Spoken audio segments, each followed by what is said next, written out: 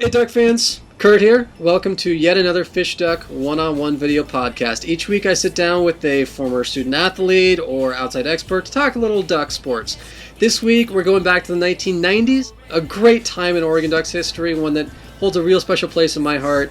And we're talking with someone who got to witness all of it firsthand, participate in a lot of it, a cornerback from Pasco, Washington, Eric Edwards. What's going on, Eric? How you doing? Not too bad. How you doing, Kurt? I'm fantastic, man. It's great to talk to you. We actually ran into each other at a game last year. Yeah. And it's wonderful to have you here because I can't think of a time, certainly, recent years, it's been a lot of fun to be a Duck fan, but the era that you got to play in, you were in Eugene from 1994 through 1998. That time is so unique, and that's an era that people are going to look back generations from now and still look at the time you played as the you should have been there time. Sure. Because everything changed. You went from the Brooks era to the Bellotti era. That was the 94 season, which is magical for a lot of reasons.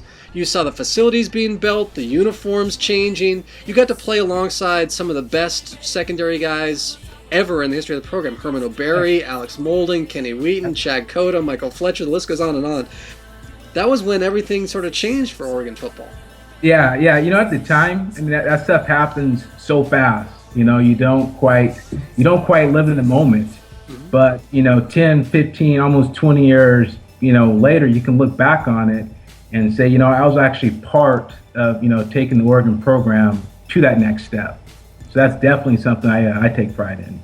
Absolutely. Well, I imagine so, because that 94 season, everyone points to that year. I'm sure since you live in Husky country, you hear that a lot from Husky fans. Oh, well, Oregon football didn't start till 1994. You can point and say, yeah, I was a part of that. It feels good. But even, rewinding back, just before the begin the 94 season, I mean, we were still on the radar, as a program, and got off to a shaky start.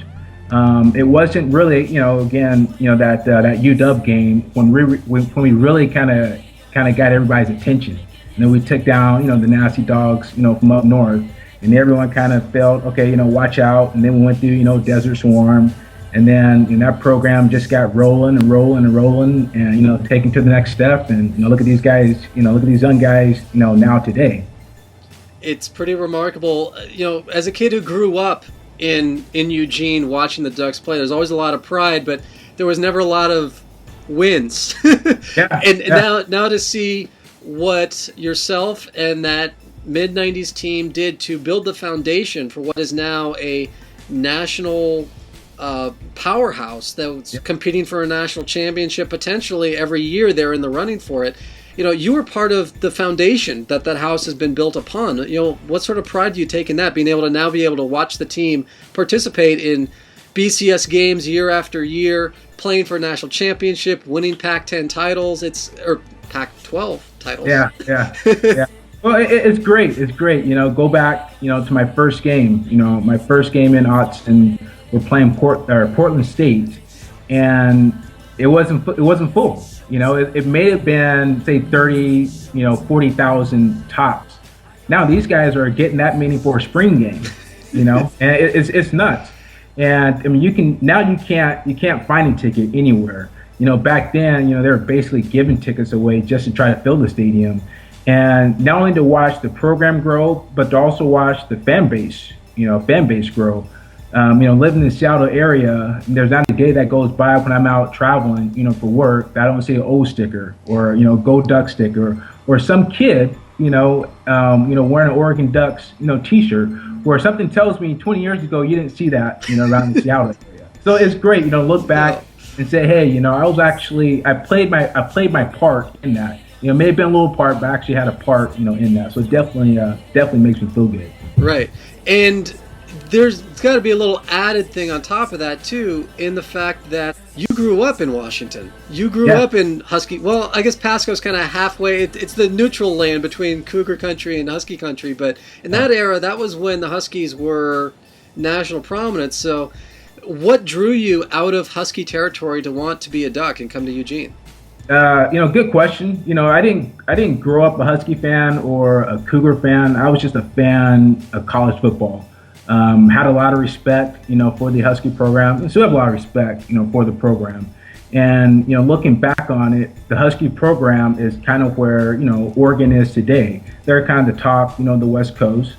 And I remember taking a recruiting trip there. I actually enjoyed it, and I actually wanted to commit, in the University of Washington. But after talking to my my parents, they thought, hey, take a step back and at least take another trip. And I thought, no, this is where I want to go. I love the city, of Seattle.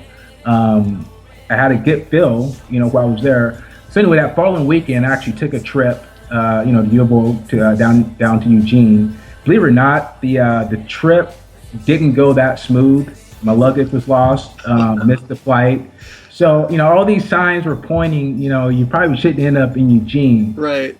But what sold me on Eugene were the players. Just the team atmosphere on that recruiting trip. It was such a brotherhood. It's something that's kind of hard to put in words, but you just had a special feeling. I just felt like a special bond. These guys weren't trying to be, prima donnas. They were, I went to a practice, didn't talk a lot. Those guys, worked their tail off. And I thought to myself, you know what? This is a place, or these kind of guys I can see myself with for the next 4 to 5 years. And looking back on it, I tell everyone, by far the best decision I've ever made in my life. Very nice. Well, we all appreciate that you chose to be an Oregon Duck as well. Do you have a particular favorite memory or a particular favorite game? Well, of course, the easy one is the pick. Everybody knows where they were. Me being on the sideline. I remember I did not exactly see the play, but you heard the roar. And next thing you know, I see Kenny, running by me.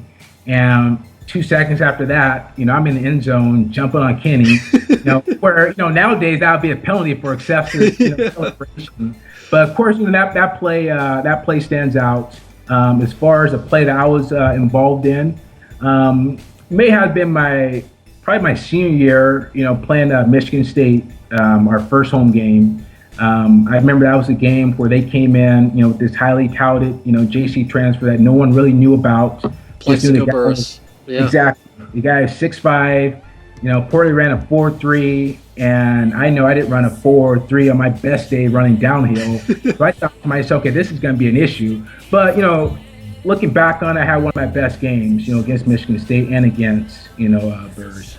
Well, is there maybe one particular play that you remember, or maybe one that you wish you could have a do-over on? There's a couple I wish I could have a do-over. Hey, every time someone scored against you. Yeah, exactly. Yeah, can we rewind that? I don't want to bring those up. I don't know about a play. There's some games I wish we can redo. My last year, the Civil War game. I wish I could have that one back. It's one of those deals where, perfect example. Games are not won on paper. If you look on paper, Oregon State did not belong on that field with us, But I give them credit. Those guys came out. They played the full 4 quarters, and we sleptwalked. And those overtime. Guys found a way. Yeah. They found a way, to pull it out. But I wish we could go back and play that. And I also wish, we can go back and play, the Oregon, Washington games. Those games are always fun. And it's always great beating Huskies over and over. So if we can replay that as many times as you want, I have no issue with that at all. Even today, I'm going to step it up today. Well, and that's got to be great for you since you live in Seattle. You're right in the heart of it. And every time that a Husky starts giving you crap, you can say, how many is it now? 8? Yeah. And, they like to tell me, Oregon football didn't start till, 2005, whatnot. And I remind them, in my 5 years there, I only lost to Washington once. So my record stands pretty strong against UW. How did you kind of pattern your own style of play after? Because that's what I always remember you as the airborne cornerback for Oregon. It seemed like you were in the air more than you were on the ground.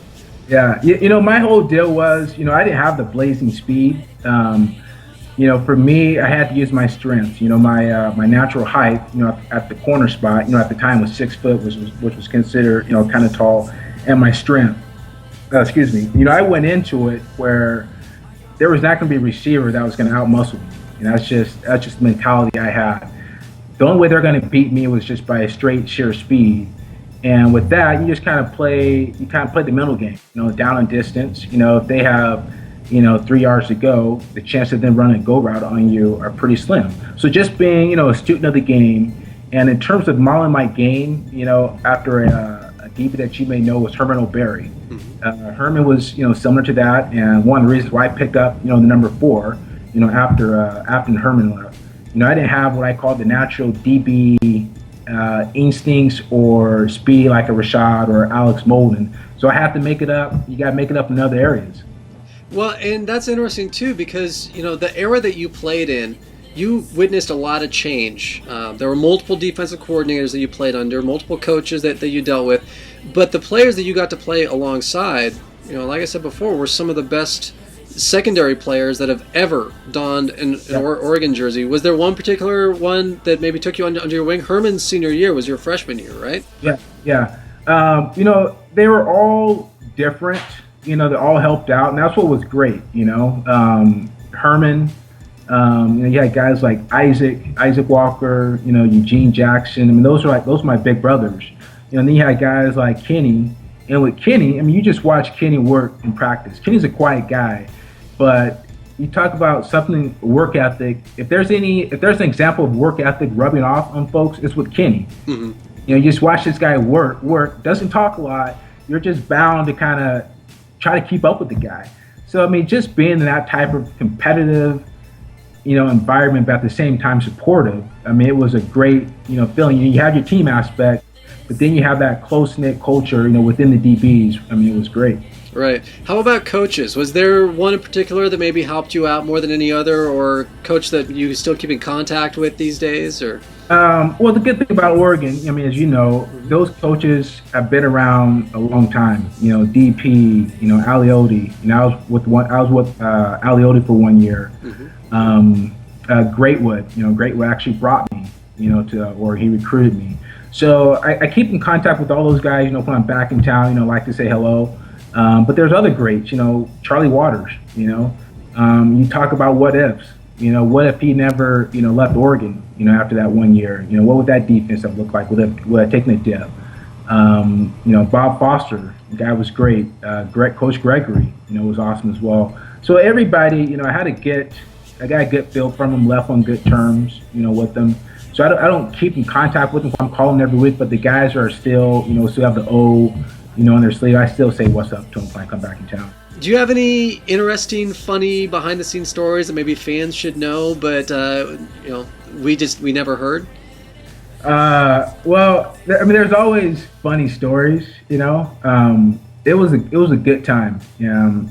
People always often ask, what do I miss most about playing ball? I always say there's two things. Running out and playing in Autzen.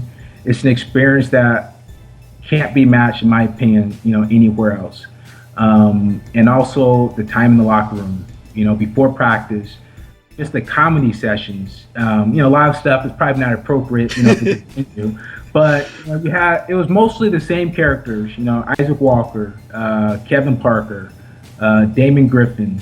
You had to have a thick skin, in that locker room because you're made fun of. But it was out of love, though. It was out of love. You didn't take it too serious. There were some guys who would take it serious, but it's part of being a family. How about the Eugene community? What do you take away from the city of Eugene and your whole campus life experience?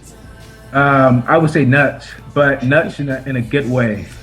Again, coming in '94 where you couldn't fill up Autzen Stadium to the end of the year, people are camping out. And you talk about football fever, it was contagious, and that built on, from 95, 96. And, then you saw the addition, of Autzen Stadium. And now, you go to games, and I always think back to that Portland State game where it wasn't full. And now people are nuts, over Oregon football. So it's awesome. I love it. Terrific. Well, Eric Edwards, thank you for being an Oregon Duck, and thank you for joining us for the FishDuck One-On-One podcast. No problem, man. Keep up the good work. Thank you very much. Go Ducks.